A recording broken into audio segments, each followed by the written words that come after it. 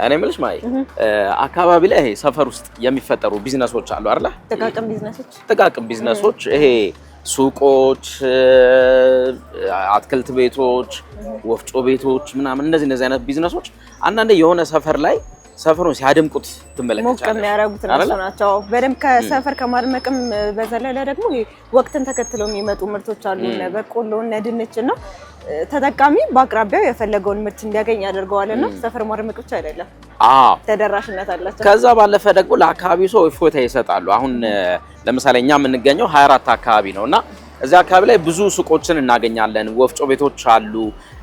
አካባቢውን የሚመስሉ ቢዝነሶችም ጭምር አሉና ሰው እዚህ የጋራ መኖሪያ ቤቶች ውስጥ የሚኖርም በራሱ ግቢ ውስጥ የሚኖርም ሰው የሚፈልገውን የሆነ ነገር ሄዶ በቀላሉ ገዝቶ ለመመለስ ያደርገዋል። ይሄን ያነሳ ነው ዛሬ ያለ ምክንያት አይደለም። እናንተ አካባቢ ላይ ያሉ የሰፈራችሁ ላይ ያሉ ቢዝነሶች እንዴት ያሉ ናቸው? ለሰፈሩስ እንደው ምን ድምቀት ሰጡት የሚለውን እያነሳን እኛ ደግሞ አካባቢ ላይ ያሉ ቢዝነሶችን ቃኘት ልናረግ ነው። ዞር ብላለን። በቆሎ ካገኘን እንገዛለን። አይ ጧት አለ እንደ በቆሎ ዛሬ በቆሎ ይሸጣል። ተጠብሶ ተቀቅሎ ነው ከሰዓት የሚደርሰው። ለመግዛት ነው አሁን ሁሉ ጥረት። ቻናል ዋን ገበያ ተጀምሯል። በቻናል ዋን ቴሌቪዥን የሚተላለፈው የቢዝነስ ፕሮግራማችን ነው። ያልፋል አሻገረና ማሊስ ደመላሽ የዚህን ሳምንት ፕሮግራም ይዘን መተናል። እንደ ወትሮሎ የተለያዩ ጉዳዮቻችንን ወደ እናንተ እያደረስን ቆይታ እናደርጋለን። ከምንቀኘው የአካባቢ ቢዝነስ ባለፈ ባለስራችን እንደተጠበቀ ነው። የመጀመሪያ ጉዳያችንን እሱን እናደርግና ወደ አካባቢው የቢዝነስ እንቅስቃሴ ቅኝታችን እናልፋለን። ዞር ብለን እንመለከታለን፣ ለእናንተም እናደርሳለን። ሞቅ ያለ ሰኞ እንጀምራለን። የባለስራ ሰዓታችን ዛሬ በተለይም ደግሞ ከሎጂስቲክስ ጋር ተያይዞ ከዚህ ከእቃ ማጓጓዝ ጋር ተያይዞ ያው ኢትዮጵያ ምንም እንኳን የባህር በር ባይኖረንም በዚህ በባህር ትራንስፖርት ጉዳይ ላይ ግን ጠንከር ያሉ ስራዎች የሚሰራባት ሀገር ነች። በኢትዮጵያ በቀጣይ ዓመት 2027 ላይ የሚስተናገድ ዓለም አቀፍ ጉባኤ አለ። ከዚህ ከባህርና ሎጂስቲክስ እና ማጓጓዣ ጉዳይ ጋር ተያይዞ እንደው ከዛ ጋር ተያይዞኛ ምን ላይ ነን የምንገኘው፣ ዘርፉ ላይ ያለን እንቅስቃሴ ምን ይመስላል የሚሉና ሌሎች ጉዳዮችን የዚህ የጉባኤውን ማስመልክቶ ተመልካቾቻችን በቻናሏን ገበያችን ሐሳብ እንዲያገኙ ይሄንን እናስመልክታቸዋለን። እሱን እንመልከት። እኛም ዞር ብለን 24 አካባቢን የንግድ እንቅስቃሴ ሰኞ ጠዋቱ ምን ይመስላል የሚለውን የምናሳያችሁ ይሆናል። ባለስራን ተከታትለን እንመለስ። አብራችሁን ቆዩ። የት ይሻልሻል? ሙዝ ይሻልሻል? ቆስጣ?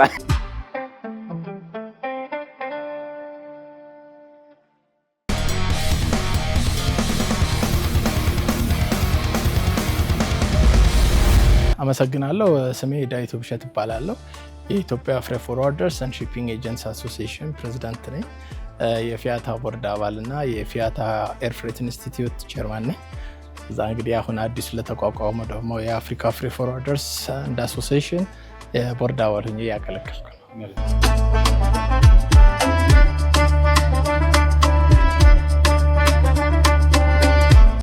የኢትዮጵያ ፍሬት ፎርዋርደርስ ኤንድ ሺፒንግ ኤጀንትስ አሶሲዬሽን የተመሰረተው በ1998 ዓ.ም በፈረንጅ አቆጣጠር ነው።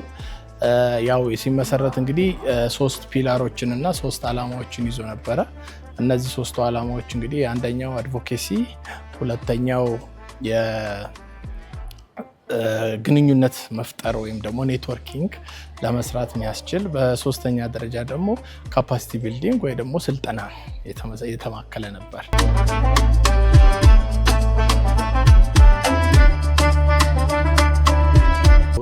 ፊያታ እንግዲህ በዓለም ትልቁ የፍሬት ፎርዋርደርስ አሶሲዬሽን ነው። ወደ 40,000 ሜምበር ያለው ወደ 120 አገራት አባል የሆኑበትና 6500 በላይ የኢንዲቪጁዋል ሜምበሮች ማለት ፕሮፌሽናሎች ሜምበሮች ያሉት በጣም ትልቅ የሚባል ኦርጋናይዜሽን ነው። በአሁኑ ሰዓት 100ኛ ዓመቱን እያከበረ ነው የሚገኘው።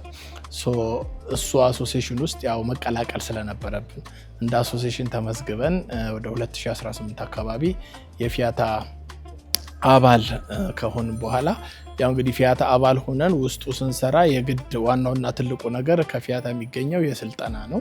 እነዚህ ትልቁ ስልጠናዎች ከሌሎቹ ስራዎች በተጨማሪ ለኛ ሜጀር የነበረው በወቅቱ ስልጠና ስለነበር ያንን ለስልጠና ለመስራት እንቅስቃሴ ስናደርግ ያው እንግዲህ የግድ መስሪያ ቤቱን፣ ተማሪዎቹን፣ አስተማሪዎቹን ያሉትን ነገሮች ሁሉ ማብቃት መቻል፣ ስልጠና የሚሰጥበትን ማብቃት፣ ከዛ በኋላ አክሬዲቴሽን ሰርቲፊኬት ይሰጣል። ያንን አክሬዲቴሽን ሰርቲፊኬት አግኝተን ስልጠና የጀመርነው በ2018 አካባቢ ነው።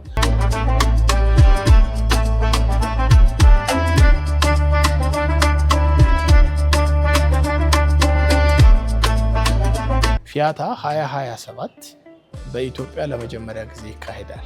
እንግዲህ ፊያታ ኮንግረሱ ከተጀመረ 100 ዓመቱ ነው። በዛ 100 ዓመት ውስጥ ኢትዮጵያ ሳይሆን አፍሪካ እንደ አህጉር የደረሳት ሁለቴ ብቻ ነው ይህን ፕሮግራም ለማዘጋጀት። አንድ ጊዜ ግብጽ ነው፣ አንድ ጊዜ ሳውዝ አፍሪካ ነው። እንግዲህ በ100 ዓመት ኢትዮጵያ ሳይሆን አፍሪካ ሁለት ጊዜ ብቻ መድረሱ በጣም ችግርና እኔ እዛው ውስጥ ስለገባሁና ያ ነገር በጣም የሚሰማኝ ስለነበረ አትሊስት ኢትዮጵያ ማድረግ ትችላለች። ገጽታ ተገብቷል። አዲስ አበባ እንደምታያት በጣም ጥሩ ለውጥ እያመጣች ነው።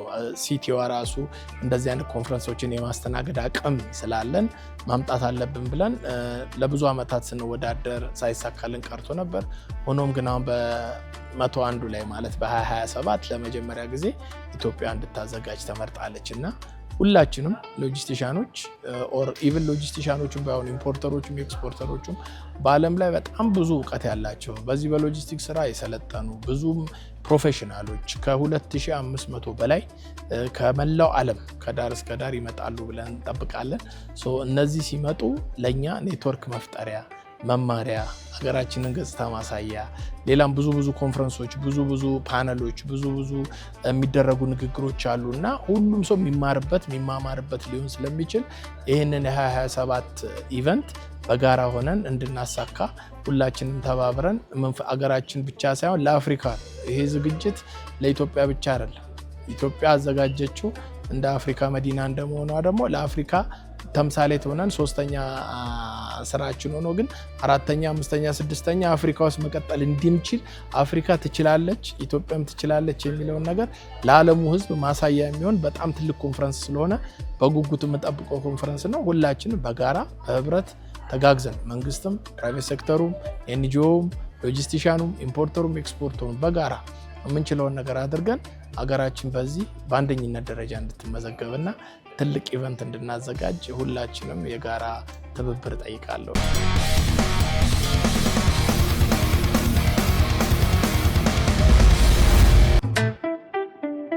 ቅድም ቆስጣ እያልሽ ነበርና በቆሎም ብያለሁ።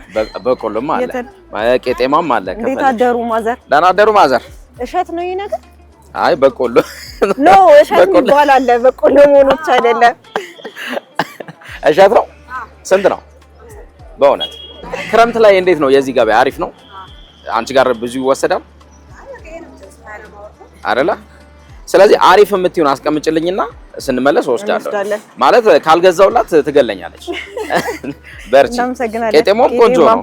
በነገርሽ ላይ ጧት ገበያቸው በጣም ከሚደሩ እንትኖች መካከል አንዱ ቄጤማ ነው። የቄጤማ ንግዳው በደንብ የሚረከቡት ግን ከየት ነው ታውቃለህ?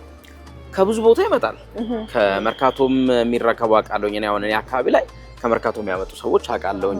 ከወደዚህ ከመገናኛም አካባቢ የሚያመጡ ሰዎች እኔ ጎሮ አውቃለሁ። ጎሮ እንትን ቄጤማና ጎመን በስፋት የሚረከቡበት አደባባዩ አካባቢ በደንብ አሪፍ ነው። ያደምቃልም። ከቢዝነስ አንጻር ደግሞ ሰፈሮቻችን ኪስም ያደምቃል። ያደምቃል። እና ደስ የሚለኝ ደግሞ የሚመስለሽ እንደዚህ ቄጤማ የሚሸጡ ይሄ አትክልትና ነክ ነገሮችን የሚሸጡ እናቶች ናቸውና ትህትናቸው ራሱ በጣም ደስ ይልሻል። እናትነት አለ በደንብ። አሁን ላይ ቅናሽም ምርቃትም የቀረበት ወቅት ነው፣ ግን እናቶቻችን ጋር አልቀረም። ምርቃት አለ፣ ቅናሽ አለ። ሰፈር ውስጥ ያሉ ገበያዎች ደግ እናቶች አሉ። ሰፈር ውስጥ ያሉ ገበያዎች አካባቢን ያደምቃሉ ስንል አንድም እንደዚህ አይነት ገበያዎች ናቸው። አሁን ቆስጣ የሚፈልግ እዚህ ብሎክ ላይ የሚኖር አንድ ሰው ወረድ ብሎ ቆስጣ ገዝቶ መግባት ይችላል። ሌላ ራቅ ያለ ቦታ መሄድ አይጠበቅበትም። ሌሎችም ምንቃኛቸው ገበያዎች አሉ። ወደ ቀጣዩ ጉዳያችን ግን እንለፍ። ወደ ጀማሪ እንለፍ። ባሳለፍነው ሳምንት የአዲሱ ገበያ ሸማተራ ነበር አይደል? እዛ ካገኘናቸው በርካታ ነጋዴዎች መካከል አንዷ እናት ቀልባችንን ሰቦታል። ትንሽም ቆይታ አድርገናል ከእሳቸው ጋር። ምን ነበረ? የሸማ ነጋዴ ናቸው። ነገር ግን ከዛ ቀደም በነበረው የቢዝነስ እንቅስቃሴ የስራ ህይወታቸው የጉሊት ነጋዴ ነበሩ። እንዳወራናት የጉሊት ነጋዴ ነበሩ። ከዛ ነው ወደ ሸማ ንግድ የመጡትና ይሄንን እንድናሳያቸው ወደናል። በጀማሪው ከጉሊት ንግድ ፎጣዎችን እየተረከቡ ከዛ በኋላ እያስፋፉ በዋነኝነት ወደ ሸማ ንግድ መሄድ ችለዋል። መጨረሻቸውን እንግዲህ ያሳምረው እንላለን። ጀማሪን እንከታተል። እኛም ቅኝታችንን እንቀጥል። አብራችሁን ቆዩ።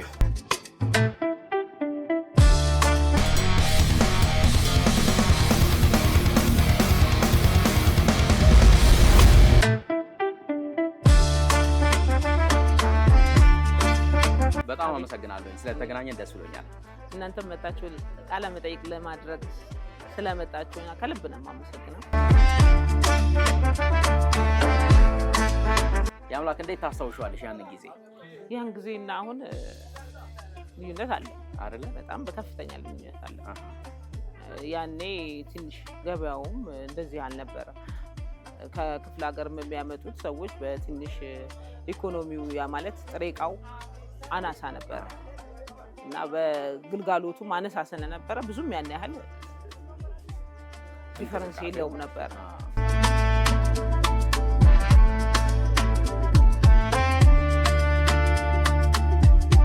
ያው በእርግጥ ብዙ ሸማኔ ሴቶች አሉ ሰው ባያውቃቸው፣ በንግዱም ደግሞ አልተለመደም ይባላል እና አንቺ ነው ወደዚህ ስራ ስትገቢ ያጋጠሙሽ ፈተናዎች ምናምን አልነበሩ? እሱማ ግድ አለ። እሺ እንደ ሴትነቴ በጣም አለ፣ ግን ያው ያን ያህል ተጽዕኖ አልፈጠረብኝም። እየታገልኩ እየሰራሁ ያው ልጅ ማሳደግም ስላለ ግዴታ ነው። አሁን ምንድን ነው የምትሸጪው አንቺ እዚህ? እኔ ጋቢ ለምሳሌ ካሎስ ይባላል፣ ዋማ ይባላል፣ እንደገና ፒሲም ይባላል፣ ጫፍ ጥለት አለ። ወደ 6-7 አይነት ነው ያለው። እኔ ሮቡ ላይ ነኝ። ሮቡ ላይ የሮቡ ነው አይደል? በጣም ለየት ያለው ሞቅ የሚለው ለምንድን ነው ያምላክ? እንዴት መሰለ ከክፍለ ሀገር የታወቀ ነገር ነው። ሮብን ኮቨን አድርገው ነው የሚመጡት። በዚህችው ቀን ማንኛውም ነጋዴ ይገባል። ቅዳሜ ግን ውስኖች ናቸው። እንደዛ ስለሆነ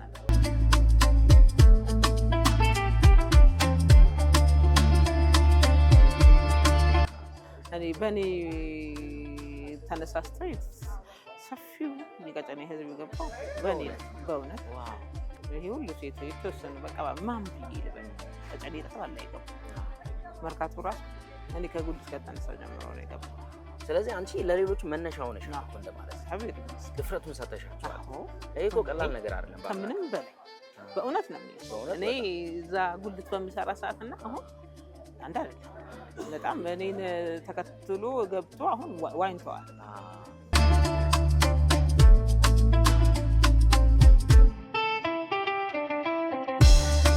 እግዚአብሔር ፈቅዶ አለ አይደለ ከዛ ከድንች ተራ ተነስቼ ጣሙ ወይም ደግሞ ሳንቲሙ የተገኘው ከድንች ነው አትክልቱ ነው። ነገር ግን አሁን እዚህ ጋር ስመጣ ደግሞ ማለት ነው የት ሄደች የሚለው ጥያቄ ወደ ሸማ ተራ በመሆኑ ያም ይሄም ለሁሉም መነሻ ነው።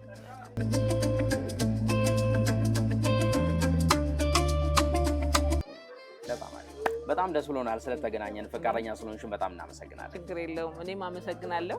ይቅናሽ። መልካም ገበያ ለሁላችን። እሺ ነው።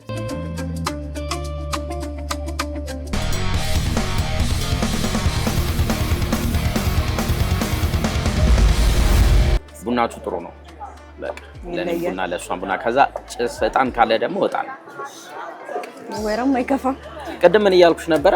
አካባቢ ላይ ከማይጠፉ ቢዝነሶች አንዱ የቡና የጀበና ቡና በጣም ማይጠፋ ነው ብለን ነበርና አሁን ደግሞ ይሄ የጀበና ቡና ከፍ እያለ ነው። ይሄ የስቲም ቡና የማሽን ቡና ተብሎ ከፍ እያለ ነው። የትኛው ነው አንተ ጣሙ ደስ ይላል? እኔ የጀበና ተይኝ። የስቲም ቡና እንትን የእናቱን ቡና የለመደ ሰው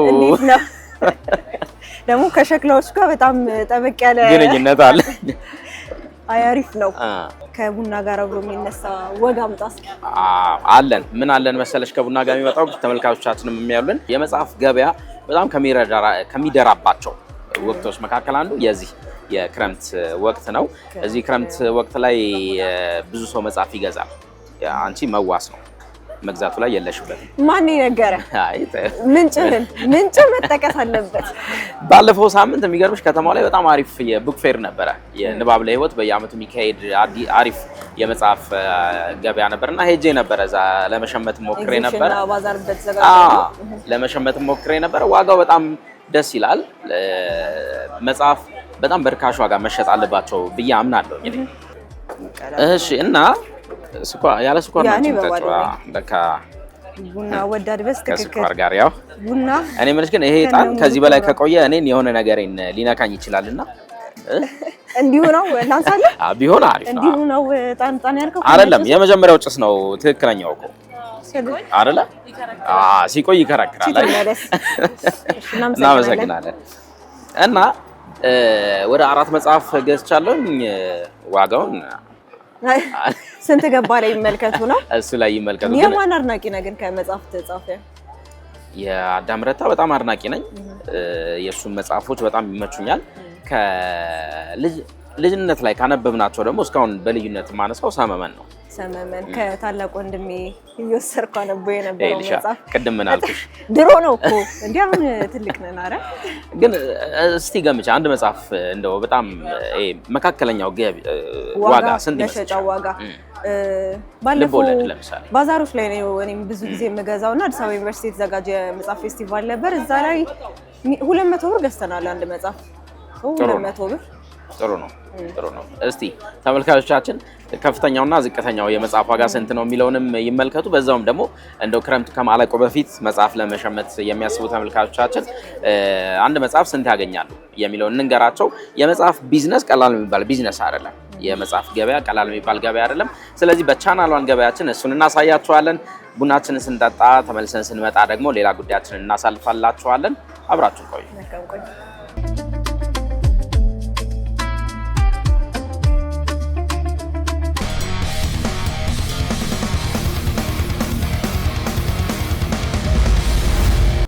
ውድ የሚባለው እስከ 1500 እስከ 2000 የሚሸጣል። ለምሳሌ ከኔ ጋር አለ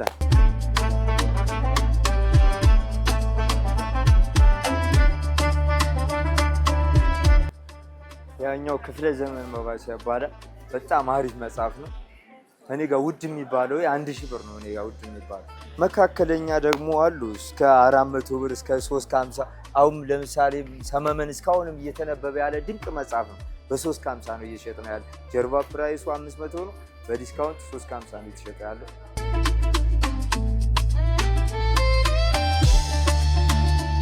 እዝራ መጽሐፍ መደብር እንግዲህ ብዙ መጽሐፍት አሉ። ከነዛ ውስጥ ዋጋቸው ከ50 ብር እስከ ህትመታቸው ደረጃ የጠፉ ከሆኑ ዋጋቸው ይኸው ከገበያ ላይ የጠፉትን በምንገዛቸው ዋጋ አስተያየት አድርገን ከስተማሮቻችን እንዲያነቡ መንፈሳዊ ህይወታቸው የበለጠ እንዲጠነክር እስከ 10,000 ብርም አሉ የሚሸጡ፣ 2,000 ብር የሚሸጥ አለ፣ 500 ብር የሚሸጥ አለ።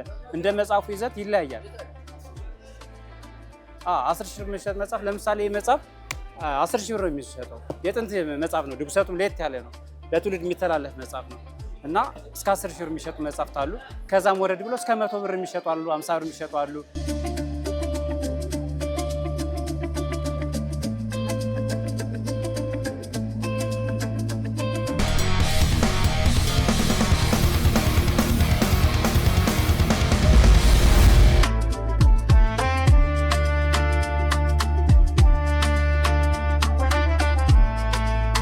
የመጽሐፍት ዋጋ በጣም አሪፍ ነው አይደለ? ባዛር ላይ ስለሆነ ነው ወይስ ሁሌም እንዲሸጣል? አይ አሉ ቦታዎች አሉ። በነገርሽ ላይ በጣም ባሪፍ ፌር በሚባል ዋጋ የሚሸጡ አሉ። በራሱ በህትመቱ ዋጋ የሚሸጡ አሉ። ከዛች ደግሞ ትንሽ ፐርሰንት ከፍ አድርገው የሚሸጡ አሉና ክረምት ላይ ተመልካቾቻችን ሸመታውን ለሸመታ ሲወጡ እንደው በገበያችን የዚህን ዋጋ እንዲያውቁ ብለን የነገርናቸው ነገረ መንገድ ሁነኛ መረጃ እንደሆነ ተስፋ እናደርጋለን። ሳይሆን ያው በጋንም ሁሌም ቢነበብ መልካም ነው። እንዲህ ደግሞ የመጽሐፍት ዋጋም የአንጻራዊ የምንላቸው ዋጋዎች የሚቀንሱበት ወቅት ላይ ደግሞ በዛ አድርጎ ገዝቶ መጠቀም አሪፍ ነው። ሁለቱም ወገን ተጠቃሚ እንዲሆንም እንፈልጋለን። እዚሁ እንደው ቡናችንን ሳንጨርስ ወደ ቀጣዩ ጉዳያችን እንለፍ። የሳምንቱ መረጃችን የገበያ መረጃችን ላይ ነው የምናልፈው። እንደው ማሟሟቂያ ነገር ይኖርሻል? የኢትዮጵያ አየር መንገድ በ2025/26 የስራ ዘመኑ 9.1 ቢሊዮን ዶላር ገቢ ማግኘቱን አስታውቋል። ባሳለፍነው ሳምንት የአፍሪካን ኩራት የኢትዮጵያ ብቻ አሁን በጣም በደንብ እየሰፋ ሲኤንኤን እንደውም ይህን ተከትሎ ቀጣዩ የአቪዬሽን ኢንዱስትሪ የኢትዮጵያ አየር መንገድ ይመራዋል ብሎ መረጃዎችን መሪ ነው። አብዛኛው አፍሪካ ሀገር ላይ ያሉ የአቪዬሽን ኢንዱስትሪዎች የመዳከም አይነት እንቅስቃሴ ሲያሳዩ፣ በተቃራኒው ደግሞ የኢትዮጵያ አየር መንገድ የማደግ እና በጣም በአሪፍ ለውጥ ላይ የመሆን እንቅስቃሴ ያሳይቷል። ይሄን ካነሳሽ ትውልደ ኢትዮጵያዊ ባለሀብት ሼህ መሐመድ ሁሴን አሊ አላሙዲ ከሰሞኑ በተለይም ደግሞ እሁድ ማምሻውንና ሰኞ ጧት በወጡ ዜናዎች ላይ ስማቸው በስፋት ሲንቀሳቀስ ተመልክተናል። ቀድሞ የነበራቸው ሀብት ይሄ የቱጃሮች ደረጃ አለ አይደለ? አሁን ወደዛ ተመልሰዋል ብሏል። ብሉምበርግ ባወጣው መረጃ ወደ ቀድሞ ደረጃቸው ተመልሰዋል። 10.1 ቢሊዮን ዶላር የተጣራ ሀብት እንዳላቸው ብሉምበርግ ባገኘው መረጃ ላይ አመላክቶ ይህም ደግሞ ወደ ዓለም አቀፍ ቢሊዮነሮች ደረጃ የብሉምበርግ ዓለም አቀፍ ቢሊዮነሮች ደረጃ ስማቸው ከፍ ማለቱን ጠቅሷልና ይሄ ደስ የሚል ዜና ነው። በጣም በአየር መንገዳችንም በባለ ሀብታችንም ትውልደ ኢትዮጵያዊ ቢሆኑም በሳቸው በሁሉም ኩራት አለ። እነዚህን ጨምሮ በአፍሪካም በኢትዮጵያም በዓለም አቀፍ የወጡ መረጃዎችን በተለይ ሳምንት ውስጥ የተከሰቱ አበይት የዜና ክስተቶችን መራርጠን ይዘን መተናል። ተከታትለን እንመለስ።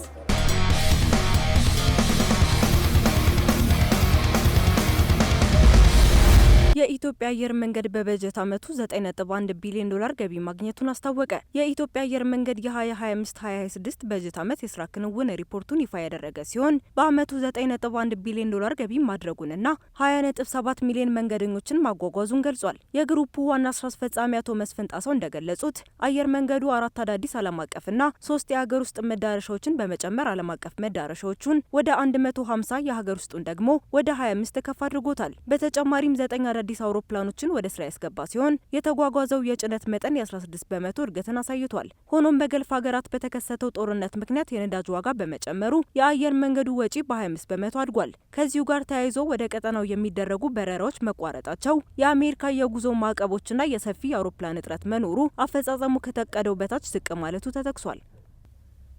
የካናዳው የማዕድን አምራች አላይድ ጎልድ ኮርፖሬሽን በኢትዮጵያ የሚገኘውን ግዙፉን የኩምሩክ ወርቅ ማዕድን ማውጫ ፕሮጀክትን በነሐሴ ወር ወደ ስራ እንደሚያስገባ አስታወቀ። ኩባንያው ስራውን በጀመረ በጥቂት ሳምንታት ውስጥ የመጀመሪያውን የወርቅ ምርት ለገበያ ያቀርባል ተብሎ ይጠበቃል። ይህ መረጃ ይፋ የሆነው አላይድ ጎልድ ከቻይናው ዚጂንግ ጎልድ ኢንተርናሽናል ጋር አድርጎት የነበረው የ4 ቢሊዮን ዶላር የኩባንያ ግዢ ስምምነት መሰረዙን ተከትሎ ነው። የመጀመሪያው የግዢ ስምምነት የተሰረዘው አንዳንድ ቅድመ ሁኔታዎች በመዘግየታቸውና የጊዜ ገደቡ ባለመከበሩ ቢሆንም ሁለቱ ኩባንያዎች ግንኙነታቸውን ሙሉ በሙሉ አላቋረጡም። የዚህ ማዕድን ማውጫ ስራ መጀመር የኢትዮጵያን የውጭ ምንዛሬ ግኝት ከማሳደጉ በላይ ለአካባቢው ማህበረሰብ በርካታ የስራ ዕድሎችን በመፍጠር ረገድ ትልቅ ፋይዳ ይኖረዋል ተብሎ ይታመናል። የትውልደ ኢትዮጵያዊ ባለሀብት ሼክ መሐመድ ሁሴን አላሙዲ የተጣራ ሀብት 10.1 ቢሊዮን ዶላር መድረሱን ተከትሎ በብሉምበርግ የዓለም ቢሊዮነሮች ዝርዝር ውስጥ በድጋሚ መካተታቸው ተገለጸ። በብሉምበርግ ቢሊዮነሮች ደረጃ መሰረት አላሙዲ በዓለም አቀፍ ደረጃ 375ኛ ደረጃን ይዘዋል። እንደ አውሮፓውያን አቆጣጠር በ2026 በጀት ዓመት ብቻ የሀብታቸው መጠን በ1.67 ቢሊዮን ዶላር ወይም የ19.7 በመቶ እድገት ያሳየ ሲሆን በአንድ ቀን ውስጥ ብቻ የ33.7 ሚሊዮን ዶላር ብልጫ ማሳየቱ ተዘግቧል። የብሉምበርግ የኢኮኖሚ ግምገማ እንደሚያመላክተው ከሆነ የባለ ሀብቱ የሀብት መጠን ማደግ በኢነርጂ፣ በኢንዱስትሪ መሰረተ ልማትና በሌሎች በንግድ ንብረቶቻቸው ላይ ከታየው የገበያ ዋጋ ጭማሪ ጋር የተያያዘ ነው። በሌላ በኩል ብሉምበርግ የሼህ አላሙዲን ሀብት ከ10 ቢሊዮን ዶላር በላይ ማለፉን ቢዘግብም በፎርብስ የ2026 ዓመታዊ የዓለም ቢሊዮነሮች ዝርዝር ውስጥ ግን ስማቸው አልተካተተም። ታንዛኒያ ካላት 57.5 ትሪሊዮን ኪዩቢክ ጫማ የተፈጥሮ ጋዝ ክምችት ላይ በመመስረት የተፈጥሮ ጋዝን በቧንቧ መስመር ለኡጋንዳና ኬንያ ልታቀርብ መሆኑን ይፋ አደረገች። ይህ ከድንበር ባሻገር የሚዘልቀው የክልል የኃይል ማስተላለፊያ ፕሮጀክት የምስራቅ አፍሪካን የኃይል ጂኦፖለቲካ ገጽታ የሚቀይር ትልቅ እርምጃ መሆኑን የሀገሪቱ የፔትሮሊየም ላይን ሬጉላቶሪ ባለስልጣን አስታውቋል። ፕሮጀክቱ ቀጠናው ከፍተኛ ልቀት ካላቸው ነዳጆች ወደ ንጹህ የኃይል ምንጭ እንዲሸጋገር የሚያግዝ ሲሆን በናይሮቢና ካምፓላ እየጨመረ የመጣውን የኢንዱስትሪ ፍላጎት ለማሟላት የተረጋገጠውን ትርፍ ጋዝ ወደ ውጭ ለመላክ ታቅዷል። ለዚህም ስኬታማነት ባለስልጣኑ የድንበር ተሻጋሪ ደንቦችን ለማቀናጀትና አሰራሮችን ለመምራት ከኬንያና ዩጋንዳ ተጓዳኝ አካላት ጋር የቴክኒክ ሽርክና መመስረቱን ገልጿል። አዲዳስ በዓለም ዋንጫ ማሊያዎችና የድሮ ዘመን ፋሽንን በያዙ የሬትሮ ስታይል ጫማዎች ፍላጎት መጨመር ምክንያት የ2026 የሽያጭ ትንበያውን በከፍተኛ ደረጃ ማሳደጉን አስታወቀ።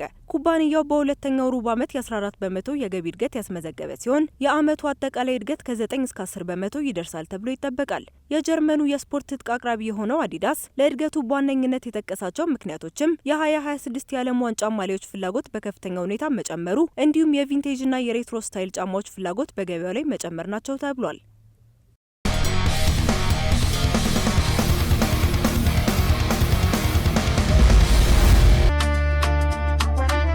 ስጋ ቤት፣ ልብስ ቤት ቄጤማና ወይኔ በስማሚ ቄጤማ በጣም ነው የሚያምረው። እርጥብ የረጠበ ነው የሚባለው አይደል? ወይኔ ይሄ ጫፍ ደስ ይሄ ምን ቄጤማ ነው? ስም አለው? ይጫ አሃ ይሄ ምን ተዝ ይለኛል መሰለሽ በፊት ሲረገጠ ቤት እንደዚህ ክሽክሽ ይላል።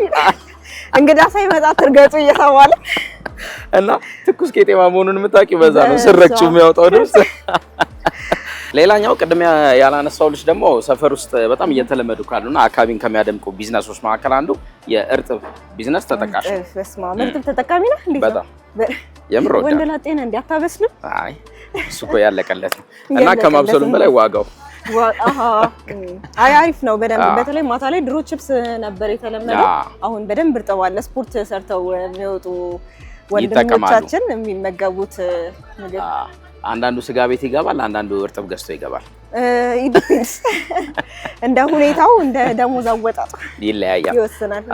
ለመሆኑ ተመልካቾቻችን እናንተ አካባቢስ እንደው የትኛው ቢዝነስ አካባቢን አድምቋል? በየትኛው ስራ አካባቢው እጅግ በጣም ይታወቃል? አዳዲስ ተከፍተው ደግሞ አካባቢያቸውን ሞቅ ያደረጉ ቢዝነሶች የትኞቹ ናቸው የሚለውን ብትነጋገሩበት ደስ ይለናል። እኛ ግን በዛሬው የቻናሏን ገበያችን ሰፈር የሚያደምቁ ቢዝነሶች ብለን ሰፈሩን ዞር ዞር ብለን ለመቃኘት ሞክረናል። 24 አካባቢ ዞር ዞር ብለናል። እንደዚህ አይነት ቢዝነሶች 24 ብቻ ሳይሆን በተለያዩ የአዲስ አበባ ክፍሎች የተለያዩ ከተሞችም ላይ በደንብ አሉ። እንደየከተማውም ደግሞ የሚቀርቡት አይነቶች ይለያያሉ። ለተጠቃሚዎች በጣም አሪፍ ይመስሉናል እንደዚህ አይነት የንግድ እንቅስቃሴዎች። በጣም ለነዋሪው እፎይታ ነው የሚሰጠው፣ ለነጋዴውም ደግሞ ተጨማሪ ይሄ ቢዝነሱ በደንብ እንዲጎላ የሚያደርግ ነው። አሁን ልብስ ቤትም ብዙ ልብስ ቤትም አይተን የለ አይሽ ልብስ ለመግዛት ብለሽ አሁን መገናኛ ላይ ልወጣቴም አትሄጂም። ስለዚህ እኛ ይሄንን ለመቃኘት ሞክረናል። ቻናሏን ገበያን ልናበቃ ነው። የዚህን ሳምንት የቻናሏን ገበያ የቢዝነስ ፕሮግራምን ያልፋል አሻገርና ማሪስ ደምላሽ ይዘን መተን ነበረ። ቀሪ የቻናሏን ፕሮግራሞች ወደ እናንተ መድረሳቸውን ይቀጥላሉ። አብራችሁን ስለቆያችሁ ከልብ እናመሰግናለን። ቸር ሳምንት። እሺ በቆሎን እንግዛ። በቆሎ ይሻላል። እሺ